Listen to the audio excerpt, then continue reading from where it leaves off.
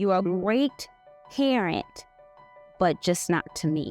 When you divorce your spouse, you don't divorce the children. Being left by a parent doesn't just break a heart, it rewrites how a child sees love. There's going to come a time where you won't come face to face with either that child that's going to say to you, where were you? What happened? What about me? You cannot erase abandonment, but you can outlove its impact.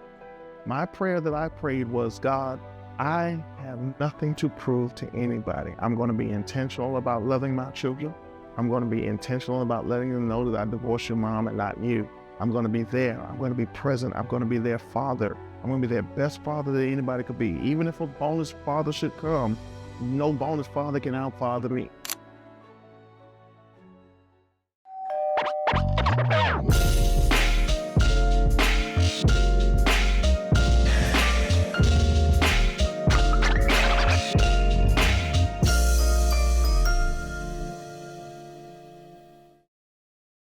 So what you're going to get out of this today is when you divorce your spouse, you don't divorce the children. Right. I never really had that experience, but I've seen other people have it and how it affects them in such a lonely way that they feel that they're unwanted. And so with that, I feel like we need to really dig a little deeper into that of how not being there for your kids will cause them to feel unwanted. I'm so excited to share that because it is very piercing to me and dear to my heart because so many of my friends have experienced that part. So, I love you guys. I'm ready to talk about it, and this is where we're going. So you are a great parent, but just not to me. Right. So have you ever met anybody, and I'm sure, that has said, you have a great dad, Greg, but and you'd be like, yeah, he's there, he's always been that. He was like, what about your dad? Well, he's great to his other kids, but I don't know him. Yeah. I like whatever.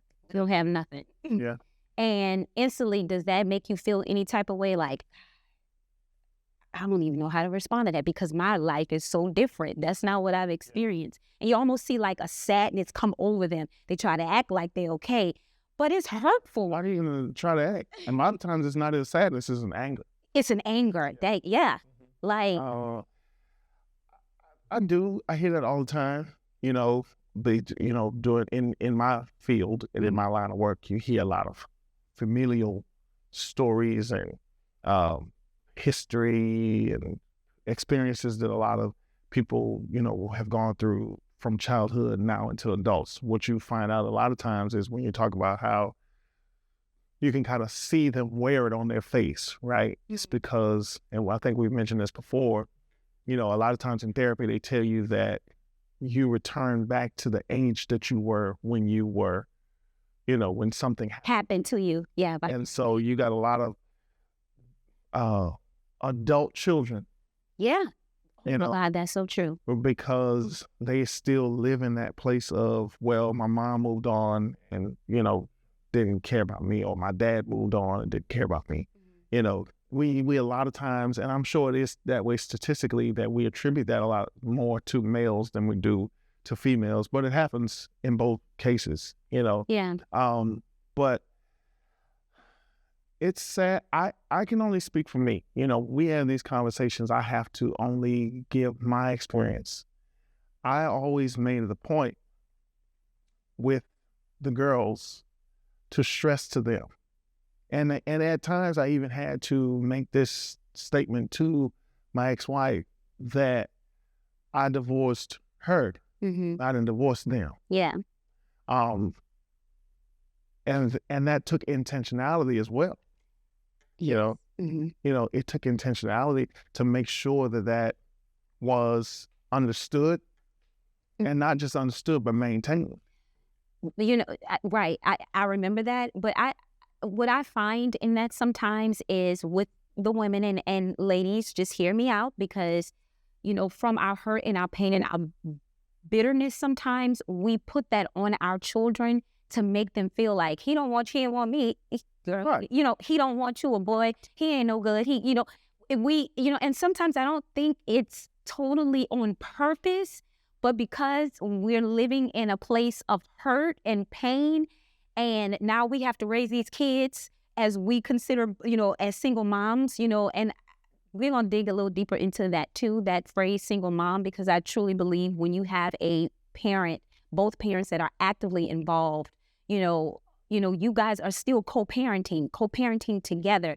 One may have primary custody a little bit more, but, is it really considered you're single, But anyway, so I feel that sometimes we have a tendency as women to put that on our children. Yeah. He not with us, he left us. Right. We say that.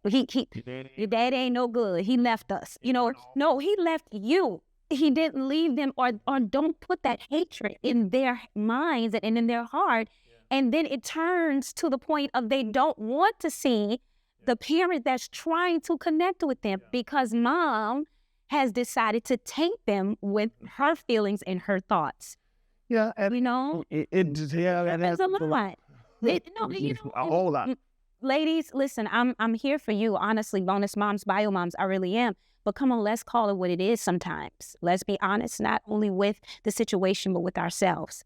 So you may not like what I'm saying, but we know that there's truth behind some of it. And there are some cases where after a divorce, the parent that moved on, or the spouse that moved on, does get amnesia, or does like some of that freedom sometimes. Yeah. or just does, Hello. I mean, and that's why I said they have to be. That's why I say it takes intentionality. It takes work. Yeah. It takes work to make sure that it's understood across the board. Watch this. It takes work not just from the parent that has moved on and possibly remarried and now has new children. It takes work between that bio parent and the children that are still products of the original marriage. Mm-hmm. It also takes work between the bio parent and the new parent and the bonus. Yeah, I guess. But you got some cases to where the bonus parent has to be reminded that, hey, I got kids. I already have kids as well. Does that make sense? Oh, it does. And so that's why I say it takes intentionality and it takes work. I think sometimes it's not so much that it's forgotten. It's just when you become a bio parent of your own children, mm-hmm. Your priority shifts so much because those children are with you. So it's now I'm not juggling just being the bonus parent. Oh God, I live both sides now. Mm-hmm. Now I have my own. And so I have extracurricular activities here, extracurricular activities there. Their needs are all different. These children of ours live in the house 24/7. So when sometimes I have to be, cognizant of, and understand where the girls may feel because we're in tune with the boys more because they live in our home. We are with them all the time. And sometimes I think it may come across that, okay, getting about us, hey, but not saying our girls feel that way, but I'm just saying overall, when that is truly not the case, it's just juggling the new normal with now new little ones in the picture. It is not the easiest thing. And it's also sometimes a guilt thing within you, like, oh God, how do I handle this? Because I felt that when we first had Carter. Mm-hmm. Like, we've talked about in an episode, I prayed, for a boy, for you to have a new experience. But then when he came, your new experience was so great for you and so enlightening and just, oh my God, I have a boy. I got someone that's going to carry my name. And you were so proud. Wearing it on your chest, literally, and the girls could see that, even though daddy's girl, but daddy's son, that's a different thing. We have this bond, we have a secret language that we speak, and all of those things. So I worried at moments for a while, that okay, his attention now is to this boy, right. and how is that going to look for them? And that's where the intentionality came in. You know what I'm saying? I remember back, I guess it might have been season 1, that, I shared about the fact that everybody in the blended dynamic has a perspective. Yes. Everybody within the blended dynamic has their own perspective. Yes. You have the bio parent that has divorced an ex-spouse. Yeah. You have the children that are the bio children that are the product of that former marriage, correct, previous marriage. Then you have the new spouse, which ultimately becomes the bonus parent of the original biological children. Making sense? Yes. Okay. You got the bio parent is divorced. You got the bio children. Then you have the new bonus parent that is now the bonus parent of bio children. All right. So the bio parent had their perspective. Right. The original bio children have their perspective. Yes. The bonus parent comes along. They have their perspective. All right. Then the original children have their perspective about the bonus parent. Then the bonus parent has biological children. Yep. They have their perspective. And in the middle of all this, there's an ex-spouse, and the ex-spouse has their perspective. So you got 5 perspectives within a blended situation. And so with that, maybe 6 if both bio parents remarry. Now that new spouse has a perspective as well. See what I'm saying? So it's like everybody in a blended dynamic has a perspective.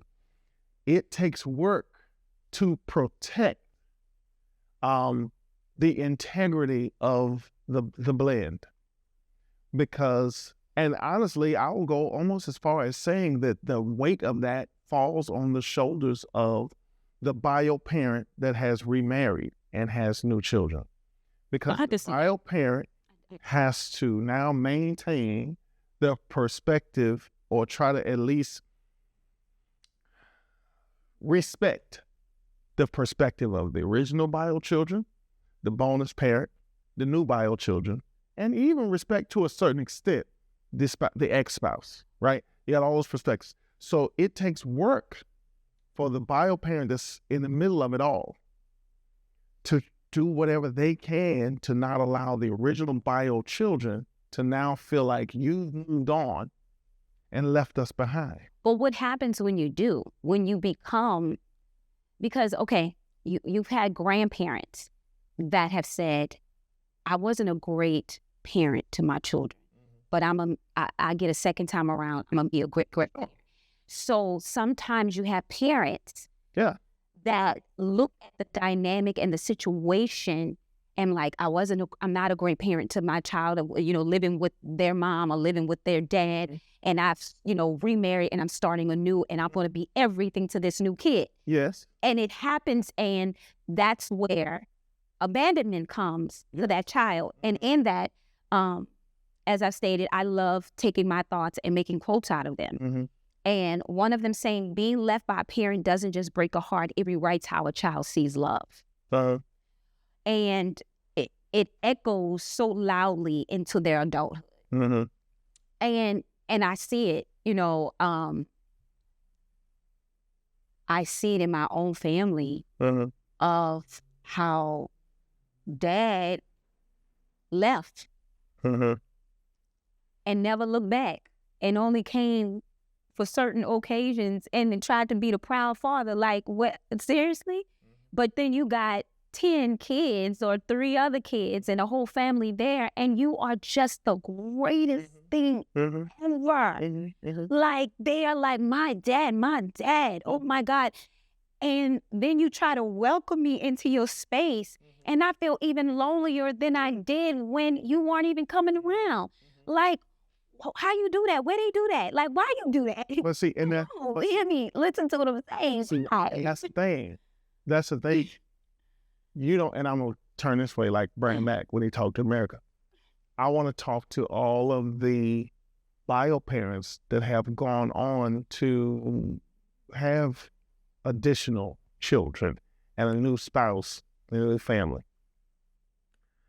I understand exactly what you're saying about how, hey, in my situation, I was young. I was 24, 25 when I had my 2 kids.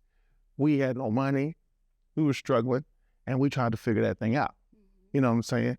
I was 21 when I got married the first time. So, you dealing with all of these young folks things. Yeah. All of the young folks things, you could put whatever you want in that young folks thing. You're dealing with all the young folk things that are happening in the midst of a marriage and children, right? So I can identify with, I was in a different place within my first marriage and with my first children than I am in my second marriage and with my additional children, right? Mm-hmm. But here's the thing though. So I understand that, okay, now I get the chance to get it right. Mm-hmm. But you don't get the chance. I want to say this. You don't get the chance to get it right with the new separate from the old. You got to get it right with the new, and along with, you got to allow the original to take the journey to the new. And I'm saying that because, and not to say that I'm perfect, we're not. You know what I'm saying? We have our things.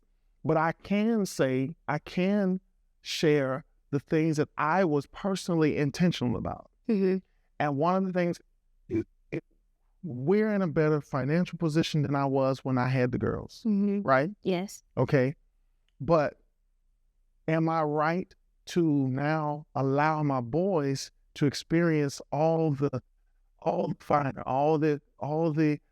things, right? Mm-hmm. And allow my girls to still live in when daddy was broke?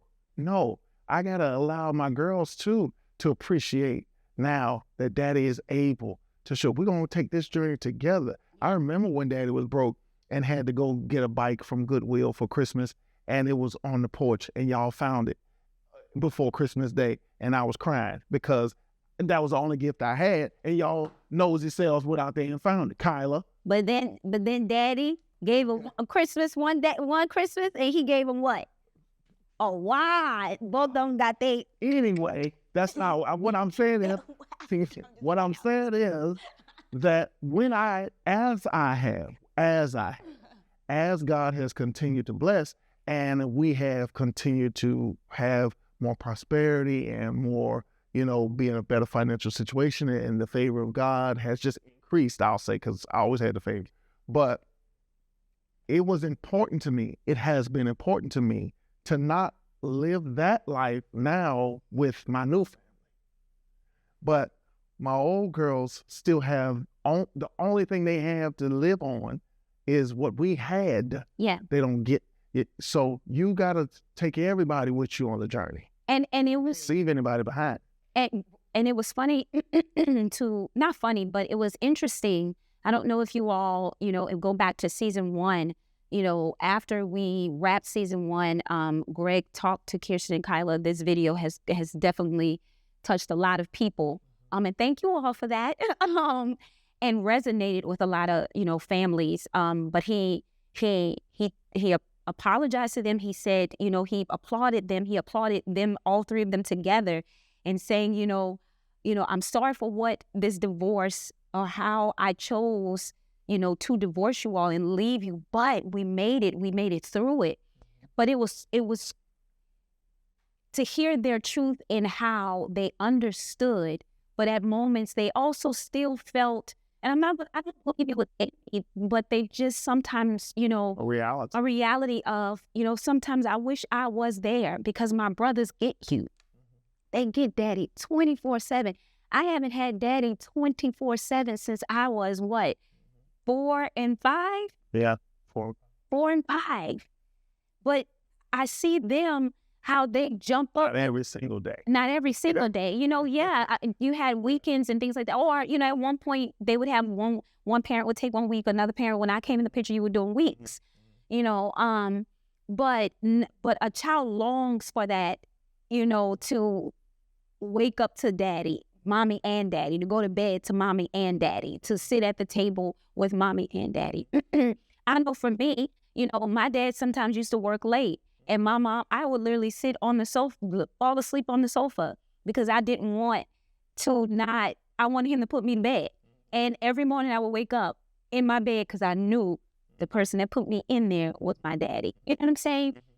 So I know that even our own children had to go through that reality and accept it while understanding how and why it happened, but also understanding the truth. But I was still included, that I didn't feel in abandonment. And another thing that resonates with me, and I think it'll resonate with everybody that's listening and viewing, I think there wasn't a dry eye in everyone's house with this episode of Fresh Prince of Bel-Air. And remember, oh God, here I go, about to cry again. And Fresh Prince was so excited when his dad came to visit and everything, like and his dad was going to take him with him. And he was, yes, now, and you got to think about it. He was living in this mansion with an uncle who was a judge, an aunt who was a lawyer. He was living the life. But what did he want? His daddy. And when his dad didn't show up, and for him to cry out to his uncle and say, why he don't want me? Hey, why he don't, a young man became a little boy at that moment and said, why don't he want me? Do you know how many men feel like, why he don't want me? What did I do? Men and women. But guess what? For the women, they look for it in the men. They go from man to man to man, trying to understand why it goes back to daddy. Why he don't want me? None of these guys want me. Why? I'm chasing the love that I never got. Yeah. We make these kids, and then we just say, okay. Yeah. You didn't work with me and your mama, or let's do it vice versa with the mom. This is too much for me. I can't deal with it. Go by your daddy. Go. I'm over it. You know what I'm saying? My New Orleans voice coming out. I'm tired. I can't have, no, don't forget it. You know what I'm saying? Like, baby, go. And, for a child, mom is always there. I look at my boys. I even look at Kirsten and Colin, and I know they're like, oh, she gonna do her thing because she's mom. You know what I'm saying? She's bonus mom. She's mom. It's an expectation of me. But I think with the male, with the dad, it's another layer that I can't even describe. Well, I mean, that you just can't. Hey, I'm basically 45 years old. There is something in every man that still appreciates. I won't necessarily say desired, but I feel like there's something in every male man that still appreciates the approval of their father. Yeah. The pride of their father, to hear your dad say, I'm proud of you, or you got it right, or you did, this. I think every man can appreciate that from their father. So it does come to a point when you have a boy as a child. I mean, when you look, we had Ben Walker. Yes. Ben Walker last season, who shared his story about the situation with his son, where he wanted to be. Yes. See? Yeah. He wanted to have the relationship with his son, but years of foolishness kept him from that. And then here you have a grown man, where Ben shared that when he was finally ready to have this one-on-one, he was prepared. He was prepared for that meeting to go to blows. He was prepared for it because his son had that much anger. His son had that much animosity toward him. Yeah. That much, and then thanks be to God, in their case and on their behalf, Ben was able to have receipts. Of it all. To show, hey, no, let me take this letter that you wrote me and I'm going to pick it apart. You know how you asked me about this? This is where I was. But when you asked me about this, this is where I was. When you asked me about this, this is what I tried to do and it was blocked. This is when I tried to be there and they told me don't show up. This is when I tried to come and they didn't let me in. So at least he had the receipts to show that he made the effort. and couldn't do it, you know. But that's why I say, and even in that situation, the blessing in that is he had the receipts to show that he made the attempt. The intentionality and the work has to be there. You're going to make an account. You're going to have to take or make an account for what you did or did not do, what you do or do not do. There's going to come a time where you're going to come face to face with either that child, those children, somebody that's going to say to you, where were you? What happened? What about me? You know, like Effie White, what about me? What about, now how you going to say that you just use Fresh Prince of Bel-Air? You just used a whole example. Yes, because the example was about him not being wanted, not a song. Effie White said, what about me? What about why I feel? That was a relationship. She wanted moms. Let me eat this skin. In that situation, I'm saying, no, but that was a great point because, Mom, your love for your child has to be stronger than your hurt and your self-centeredness. And when it comes to the relationships ending, it has to be.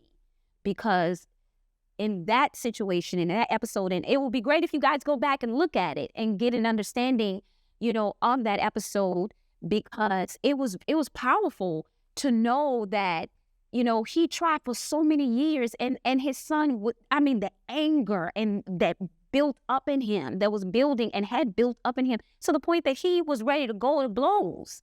That's serious. But he felt from his perspective. Well, no, his son felt too. I'm talking about this. Yeah. The son felt from his perspective. Here I am, I'm this boy. My father has gone off, started a new family. Mm-hmm. Same situation. Yeah. Married, had children. Yep. And here I am. Jesus forgot about me. But this is the thing. You cannot erase abandonment, but you can outlove its impact. Mm-hmm. You can't erase what has happened. You get what I'm saying? You can go boo. You cannot erase that. But outloving how, and that's what he did. So say it again. You cannot erase abandonment, but you can outlove its impact.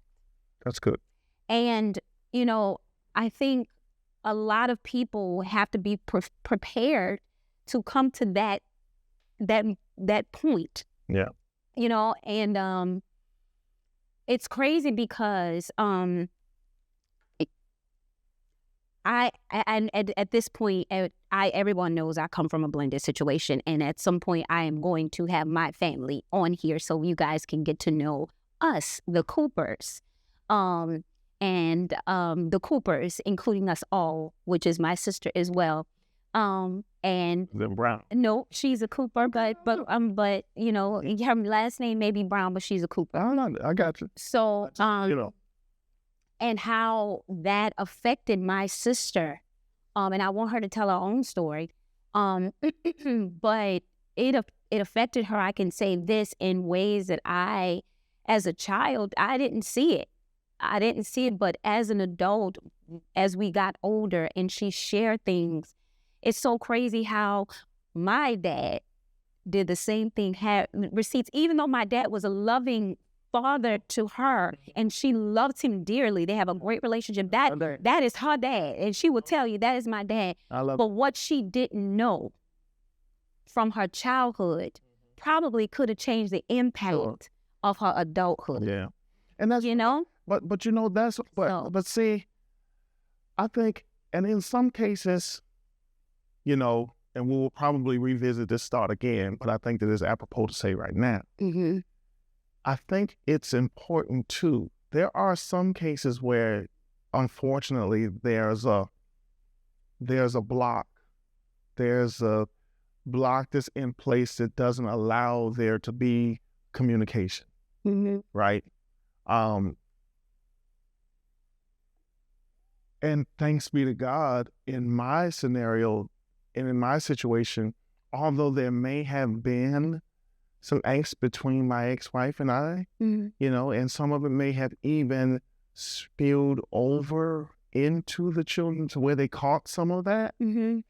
I'm grateful that I still was able to maintain communication. Because in the case with Ben Walker, in the case of what you just shared with Marcel, with Erica, you know, there were things which I can't wait until she could share her story. But there are things that, unfortunately, both children had to live with because they weren't aware of the effort. Does that make sense? Yeah, and I'm glad you said that, because do you find, and let's be honest, do you find that even in a situation as yours, and I want viewers to hear this, that you also still, in some ways, it may not be as direct, still have to not necessarily prove, but combat the, oh, he not, or. Well, let me answer that this way. The best way he ain't doing what he need to be doing, you know. Well, the best way for me to answer that is that, or try to get a narrative. Do I feel put in that situation? Still, the answer is yes. Mm-hmm. As for me, though, this is just Greg. I don't care. I know you don't, because we know the truth. Exactly. But, yes. And I don't feel like, and I've always had this, I don't feel like I have anything to prove. So, and I asked that question on purpose because you made it a point to let the girls know that I divorced your mom, not you. Mm-hmm. But at moments, and still proven now, it's still, sometimes I want to prove that he left us. What is he doing? You know what I'm saying? And to me, that's still, even after the fact, they know the truth. Yeah. But it's still the narrative to me that after years, why push something that is not truthful, But see, or it should be dead at this moment? But in that case, I think it's also important. I had a prayer that I prayed. Okay. I'm a preacher. Okay. I had a prayer that I prayed. And my prayer that I prayed, and thank you, God, I feel like it has come to pass. My prayer that I prayed was, God, I have nothing to prove to anybody. I'm going to be intentional about loving my children. I'm going to be intentional about letting them know that I divorced your mom and not you. I'm going to be there. I'm going to be present. I'm going to be their father. I'm going to be their best father that anybody could be. Even if a bonus father should come, no bonus father can outfather me. I first had to anchor myself in that. Then I prayed this prayer. I'm not going to prove myself to anybody. I understand what's being insinuated. I understand the narrative that's being created. I understand whatever might be even shared with them, whatever might be built. My prayer, God, is allow them to see for themselves. Mm-hmm. Open their eyes so that they'll one day, it might not be today, it might not be this month, it might not be this year, it might be years down the line. I got the patience to wait. Mm-hmm. Because I'm not going to prove myself. But God, I feel like if you will just allow them to see in their own time, in their own way, that not anything foolish.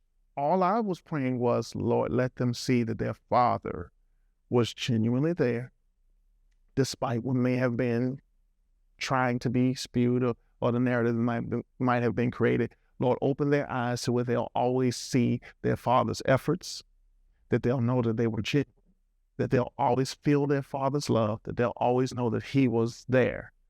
It might come to a point where the light bulb may have to come on, like, wait a minute.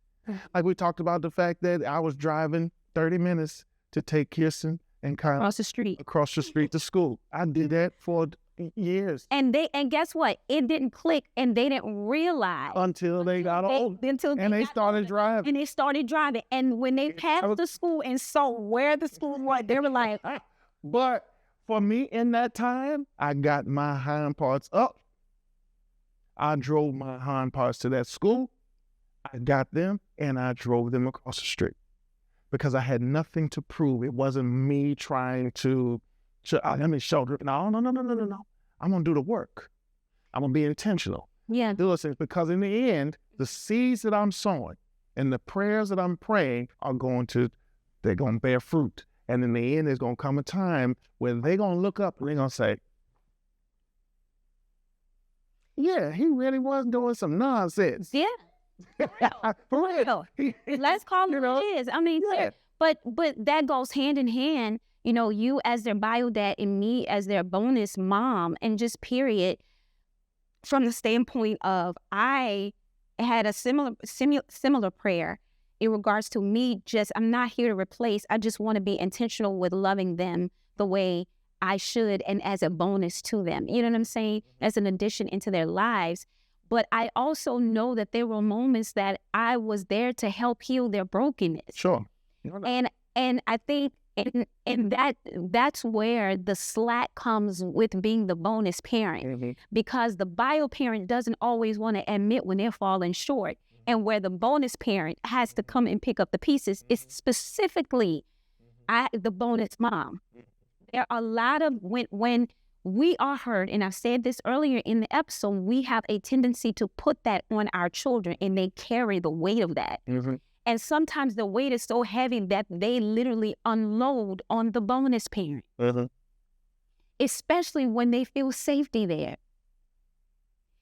And we don't always share what we experience or what, and then that weight becomes heavy on our shoulder, because guess what? We carrying it for them. And now we got to carry it to the other bio parent, the dad.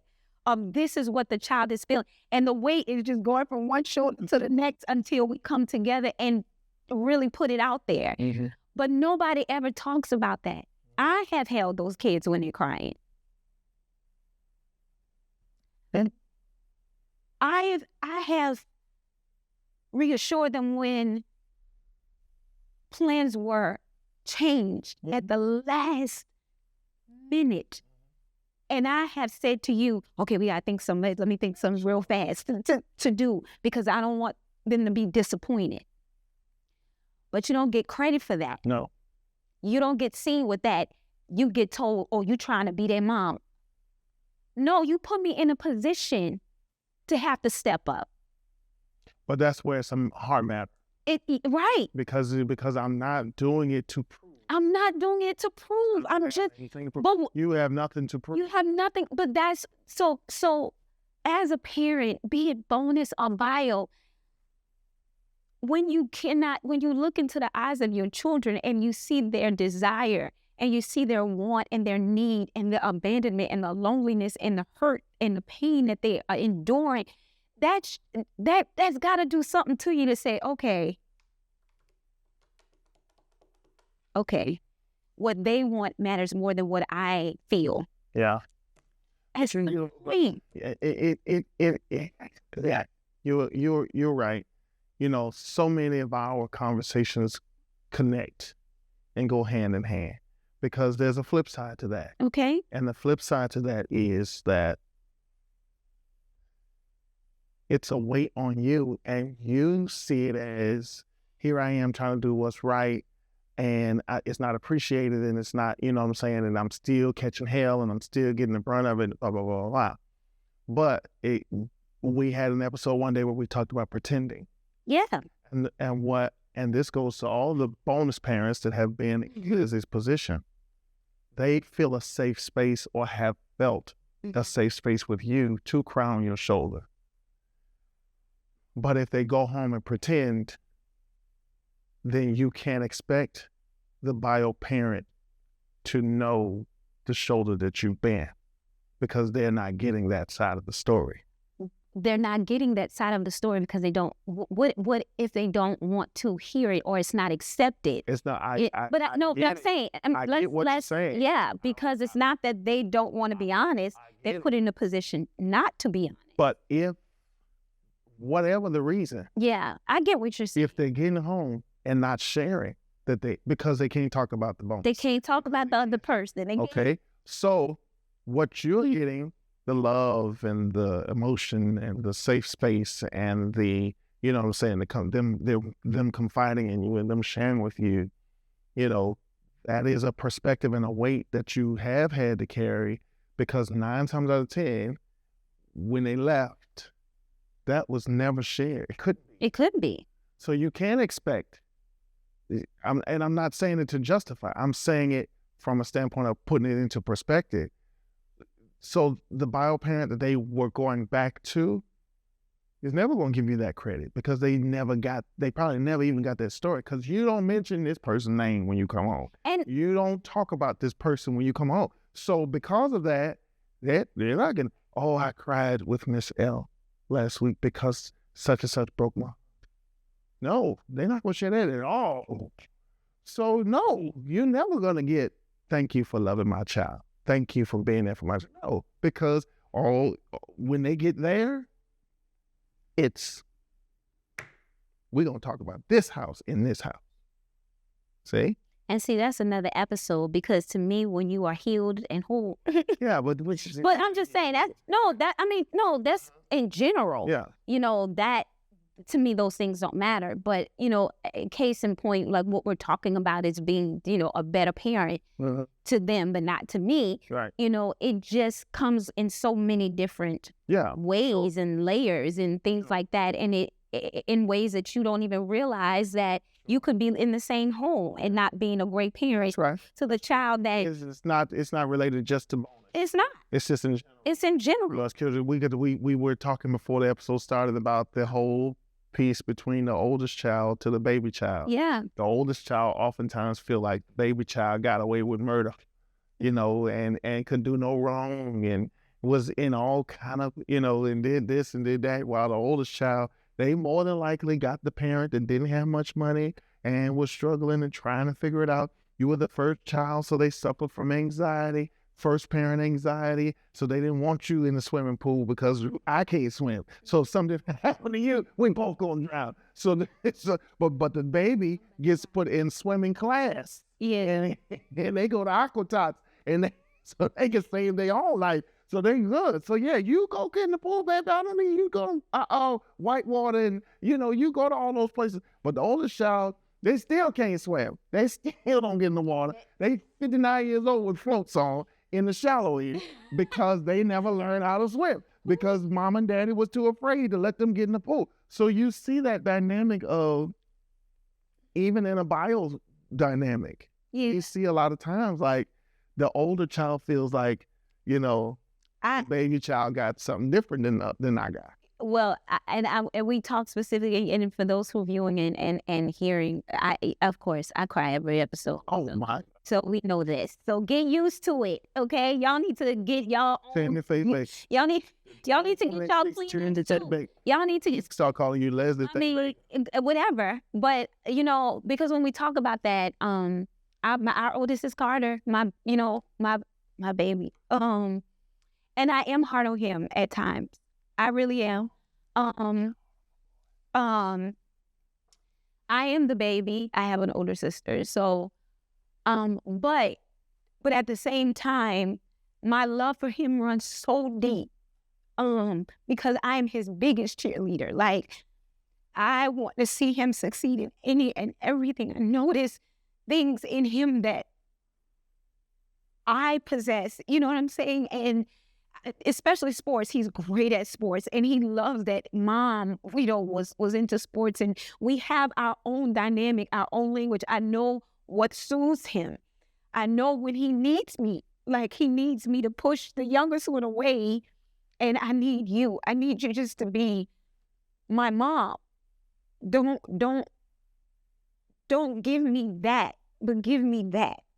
That's what I need. And I'm doing the fist and a hug because I just need you to give me that. And I don't ever want him to feel like there was a tug of war, but with my love. I see you in him, and I know he's strong. And, you stated it before the actual taping that he's getting older, and I see the maturity in him, and it freaks me out at times when I see it because I'm like, oh my God, I want him to always be me.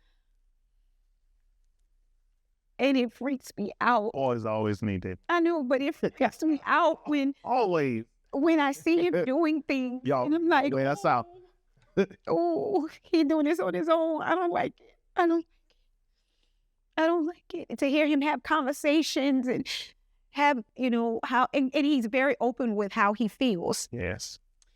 And when he's honest with it, we tried to create a really honest household that, tell me how you feel. And he's a very emotional kid too. We were out eating and I was showing him pictures of us, they were little bitty babies, and he started crying. And I'm like, why are you crying? He said, because I miss the old days. I said, boy, you ain't. What you talking about? You miss the old days. He tried not to cry. And he's shaking his head, trying not to cry and all that stuff. But in that, 9 years old. In that, I realized that our impact on him, even in the 8 years, is so great that he holds on to memories that he may not even truly remember.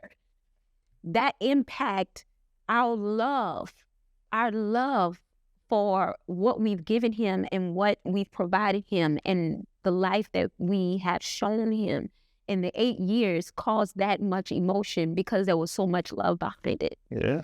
Yeah. Well, God is good. So. And it's just, and I use these words. I love you, Carter. I do. Mommy really does.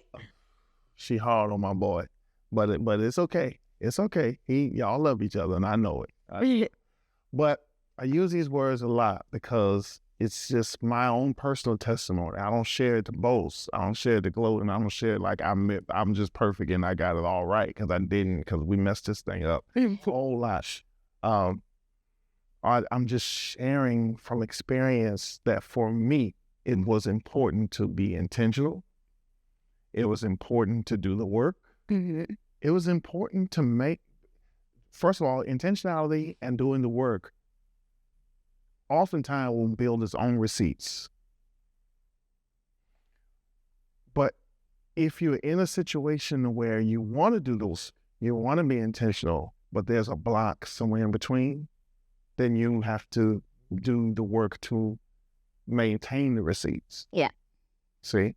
Work and intentionality build their own receipts, but if there's a block in between, then you got to maintain the receipts. That's right. Make sense? Mm-hmm. Because at some point in time, the conversation is going to be had. You will be confronted by, where were you?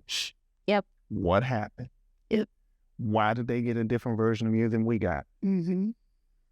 Because everybody's going to see it from their perspective, and you cannot change a person's perspective, but you can at least be able to show, no, I don't want it to be there. I tried. When you had your Sweet 16, I showed up and I was outside and they called the cops on me. And look, I can show you. You know what I'm saying? You want to be able to show, like, I was there. I was outside. You know what I'm saying? Yeah. I mean, I remember when Bobby Brown, this is completely off subject, but good. I think it's a good example. But the reality of it is, when Whitney passed, Bobby showed up at the funeral. Mm-hmm. They escorted him out. Mm-hmm. He was there. Nobody can ever be able to say he didn't try to show his respects. Nobody can say that he wasn't trying to be there. I did the work. I tried. I was intentional. I showed up. Mm-hmm. I was there. I couldn't get in, or I got in and I was asked to leave, or this showed up and I wasn't met with the best of circumstances, and the best thing for me to do was to leave so that I didn't go to jail. And so you could have the receipts, be able to communicate. Yeah. Yeah. So guys, I hope that, this episode was something that, can resonate in ways that you may not even realize at this very moment right now. Moms, we have a great, not even great, but it affects us, but it affects them more. Divorce is not the best situation. Abandonment is even worse. And we have to realize that it can start right in the home that we're living in, aside from the person who left it. It can start with us and how we give that, what's the word? You said it earlier. How we can perceive something to be that, and it's all about perception. From their own perspective. An own perspective of what that is. But I want to lead with this, and I said it earlier. You can erase abandonment, but you can outlove its impact. Y'all write it down, record it, do whatever you got to do, screenshot it. Please, we will put it out there and we'll put it up there for you all to have, but you can't erase abandonment, but you can outlove its impact. Sure. So with that being said, y'all, I love y'all. Yeah, we love you. I hope you love me too. And we hope y'all enjoyed this episode. Yes. We hope that at some point in time you shared it, that you liked it, and that you have subscribed and you turned the notifications on. We hope that you're following us. Yes. We hope that you are keeping up. We hope that you have done what you could to get a hold of this book. Yes. Bridging Hearts. Bridging. We hope that you have joined the Bonus Club. We hope that you are following us on social media. We hope that Give us comments. helping us to continue this conversation because it's important. You know, I was a divorce is hard enough. Yeah. Don't add abandonment, on top of divorce. It won't make it worse. Yeah. And ladies, I love to hear from y'all. I really do. I mean, the good, the bad, the ugly. I mean, be honest with me. I'm being honest with you. So be honest with me. That's what relationship is all about. And I want to have that. I want you all in my space, in my community. And I hope and pray that you all want me in your space, in your home, on your radio, in your community. So we are one. We are moms doing this together, be it bio mom and bonus mom. I love you. You can't get rid of me. Okay? My dope blend. Thank you, everybody. We love y'all. Love y'all. Keep blending.